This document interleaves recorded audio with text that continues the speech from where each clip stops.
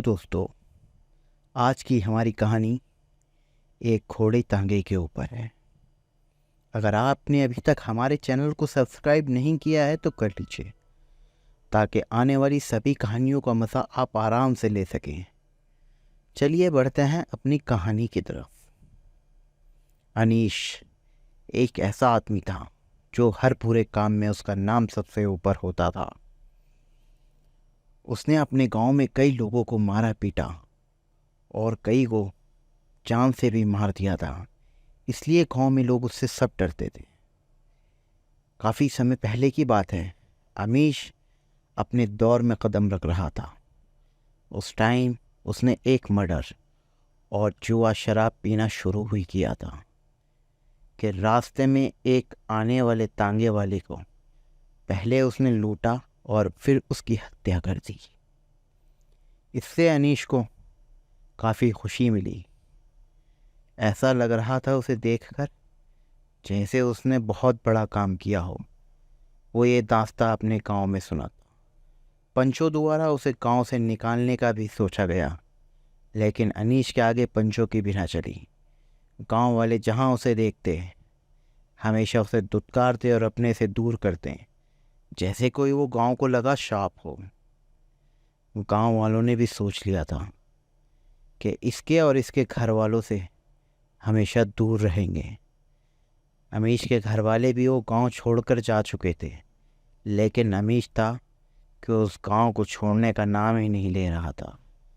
गांव वाले अक्सर यही सोचते थे कि अमीश न जाने कब हमें पीछा छोड़ेगा। एक दिन की बात है, रात का समय था। अमीश उसी रास्ते से आ रहा था जिससे उसने कुछ दिन पहले एक तांगे वाले को लूटा था। शराब के नशे में धुत अमीश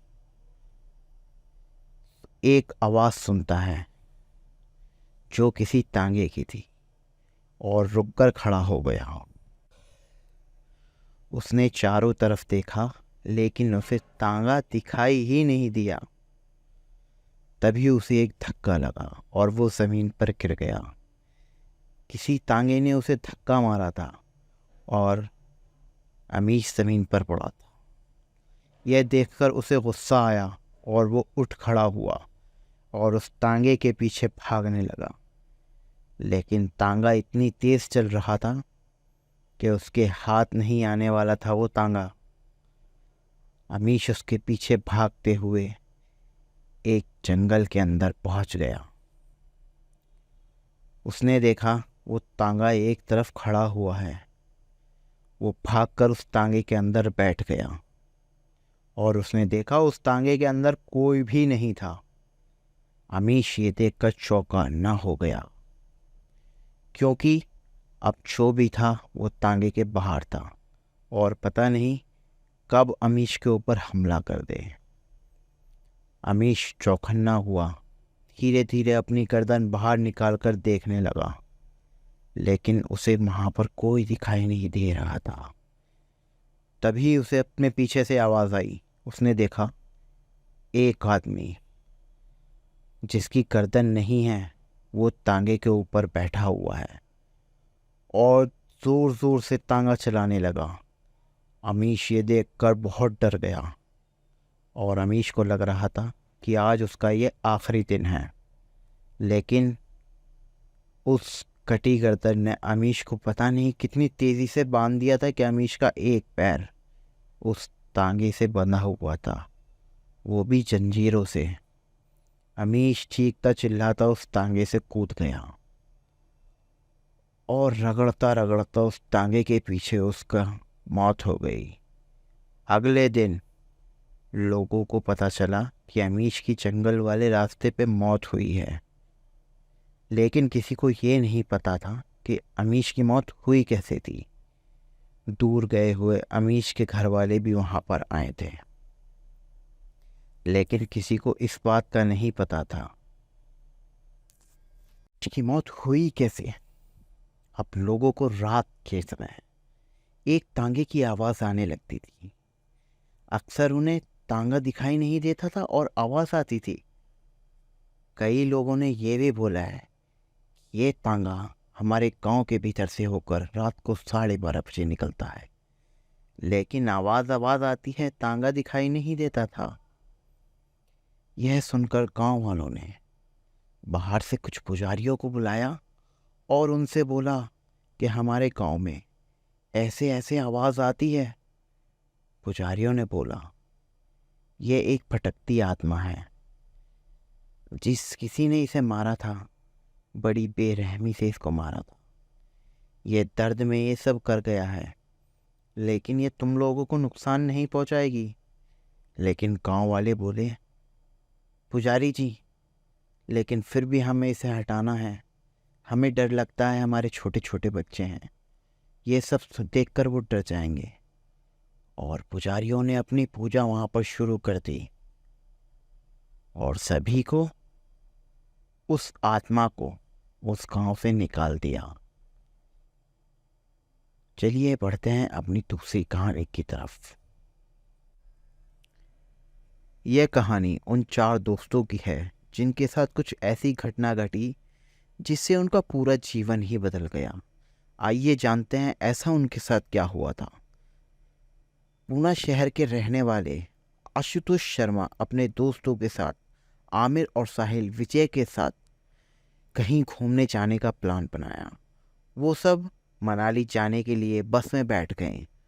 कुछ देर में प्रियंका सो गई। अचानक प्रियंका की नींद खुल गई। उसने देखा कि बस में कोई नहीं था, बस ड्राइवर भी नहीं था, बस अपने आप ही चल रही थी। उसके सारे दोस्त भी बस में नहीं थे। यह सब देखकर डर के मारे प्रियंका जोर जोर से चिल्लाने लगी। अचानक उसे लगा कि कोई उसके पीछे खड़ा है। जब उसने पीछे मुड़कर देखा, वह एक स्त्री बैठी हुई थी। उस स्त्री का चेहरा जला हुआ था। ऐसा लग रहा था कि उसके चेहरे पर एसिड फेंका हो। ऐसा भयंकर चेहरा देखकर प्रिया चिल्लाना शुरू कर दी, बचाओ बचाओ। और अचानक प्रिया की नींद उड़ गई। वो एकदम डरी हुई, पसीना पसीना पे पूरा भीग गई थी। पास में बैठे हुए अजय ने पानी की बोतल दी और बोला, शायद तुमने कोई सपना देखा होगा। थोड़ी ही देर बस शिमला पहुंच जाएंगे। एक होटल में रात बिताने के लिए लिया गया।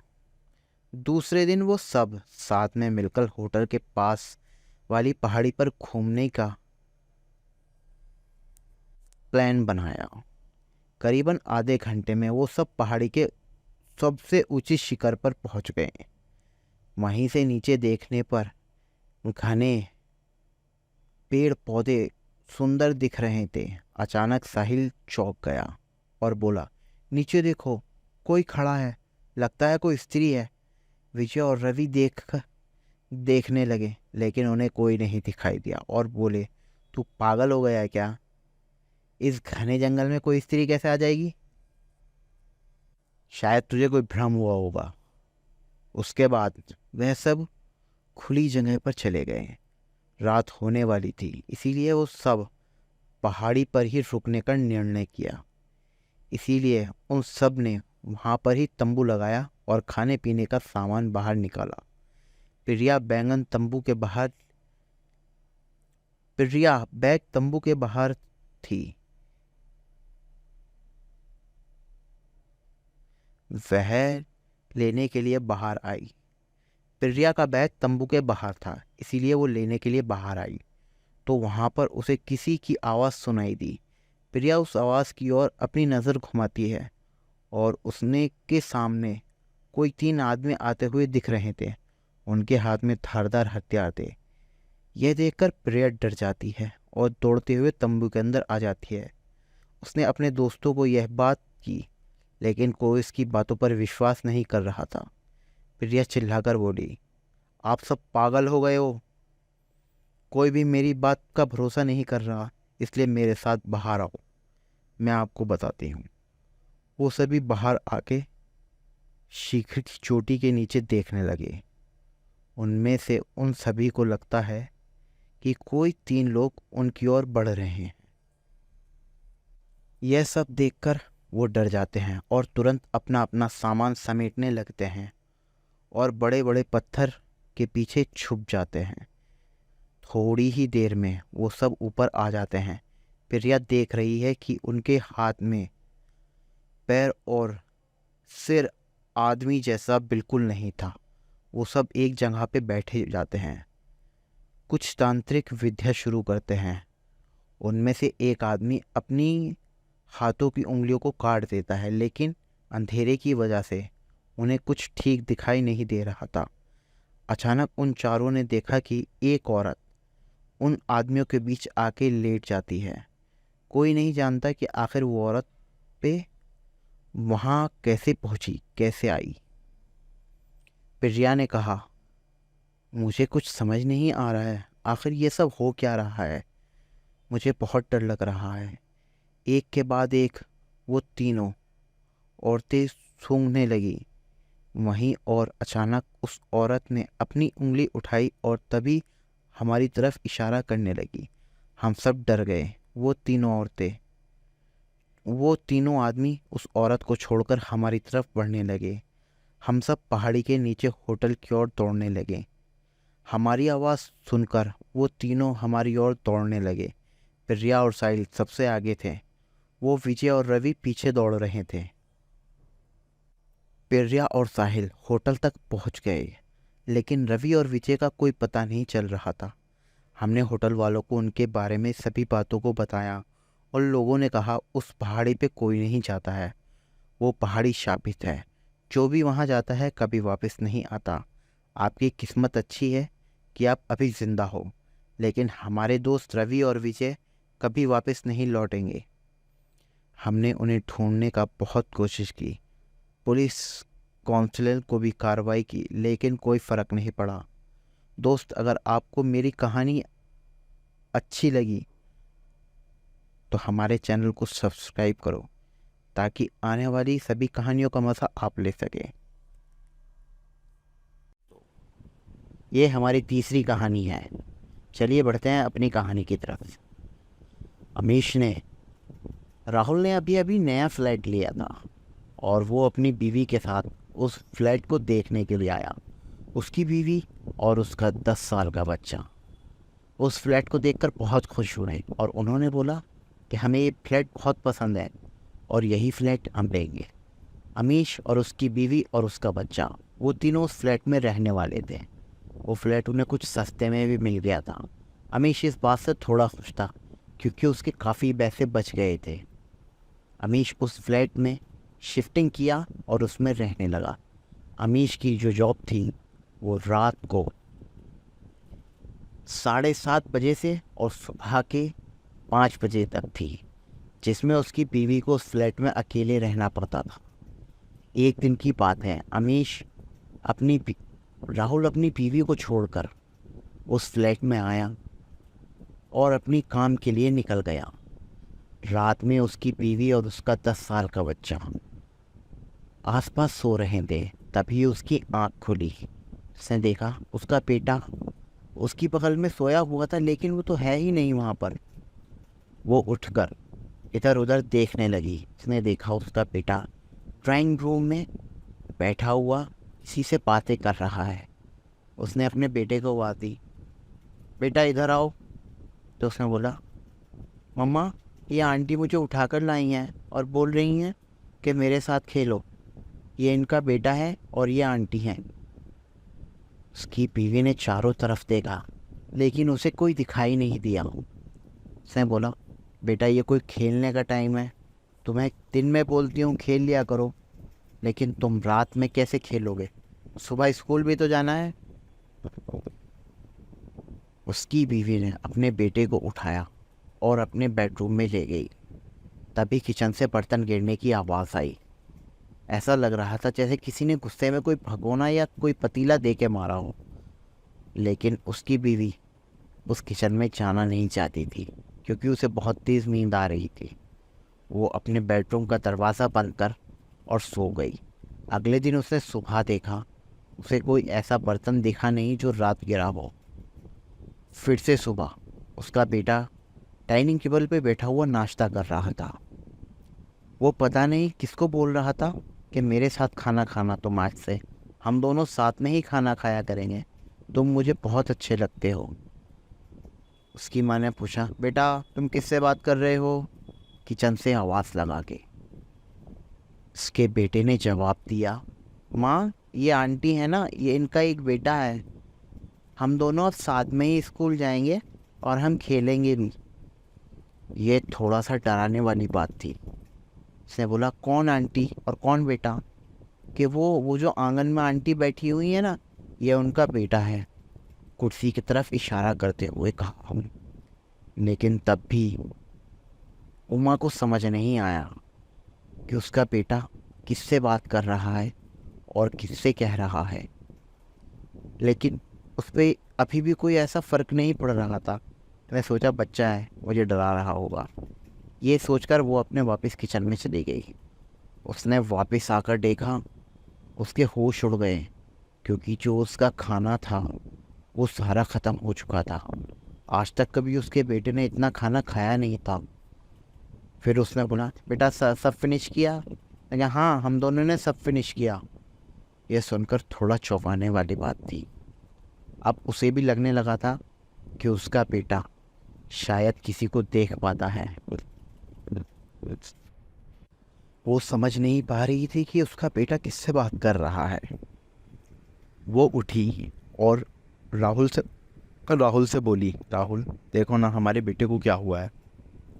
हमेशा बोलता है कि ये उनका बेटा है। कोई औरत है जो हमारे यहाँ रहती है और उसका एक बेटा भी है। यह सुनकर राहुल थोड़ा चिढ़ते हुए बोला, तुम पता नहीं क्या क्या बात करते हो, मेरी तो समझ नहीं आता। अगले दिन उमा किचन में खड़ी हुई थी और खाना बना रही थी। तभी उसको किचन की खिड़की से देखा, एक औरत अंदर चलते हुए आई और उमा को खिड़की से देख रही थी। उमा ने बोला, कौन हो कौन हो? और किचन से बाहर आई, लेकिन वहाँ पर कोई नहीं था। ये सारी बात उसने राहुल को बताई। राहुल भी थोड़ा मानने को तैयार नहीं था, लेकिन उमा बोल रही थी तो मानना तो पड़ता ही। ने क्या, ठीक है आज रात में मैं घर पर ही रहूँगा, ऑफिस से छुट्टी ले लेता हूँ। उसने अपने ऑफिस में कॉल किया और छुट्टी ले ली। राहुल घर के अंदर था और उमा और राहुल और उसका 10 साल का बेटा बेड पर सो रहे थे। तभी उसका बेटा उठता है और उनके बेडरूम का दरवाज़ा अपने आप खुलता है। राहुल ये सब देख रहा था और वो बाहर चला जाता है। राहुल भी चुपचाप उसके पीछे धीरे धीरे उठता है और देखता है कि उसका बेटा एक खिलौने के साथ खेल रहा है, जो कि वो खिलौना एक तरफ फेंकता है, फिर वो खिलौना दूसरी तरफ से वापस उसके पास आ जाता है। राहुल अपने बेटे को कमरे से आवाज़ लगाता है और बोलता है, तुम्हारे साथ कौन खेल रहा था? और राहुल का बेटा सारी बात बताता है कि मेरे साथ वही आंटी का बेटा है। कौन सी आंटी? ये सब देखकर वो दोनों डर गए थे। राहुल और उसकी बीवी और उसका 10 साल का बेटा उस बेडरूम में बाहर से बंद हो चुके थे और बाहर से किसी के गुर्राने की आवाज़ भी आ रही थी, लेकिन जो भी था वो उन्हें नुकसान नहीं पहुंचाना चाहता था। अगले दिन सुबह को बेडरूम का दरवाज़ा खुला और वो तीनों दौड़ते हुए उस घर से बाहर आए और उन्होंने आसपास आकर पूछा कि आखिर ऐसा क्या हुआ है कि यहाँ पर कौन रहता था। फिर लोगों ने बताया कि ये फ्लैट आपको सस्ते में इसलिए मिल गया था कि यहाँ पर काफ़ी दिन पहले एक आदमी अपनी बीवी को और अपने बच्चे को इसी किचन में जलाकर मार दिया था और ये फ्लैट खाली पड़ा था। तो ये फ्लैट उनके रिश्तेदारों ने अभी हाल ही में बेचा था, जो कि आपने ख़रीदा था। कहते हैं कि वो अक्सर औरत यहाँ पर दिखाई देती है। हमारी कहानी यहीं पर होती है समाप्त। हम मिलेंगे आपको अगली कहानी में।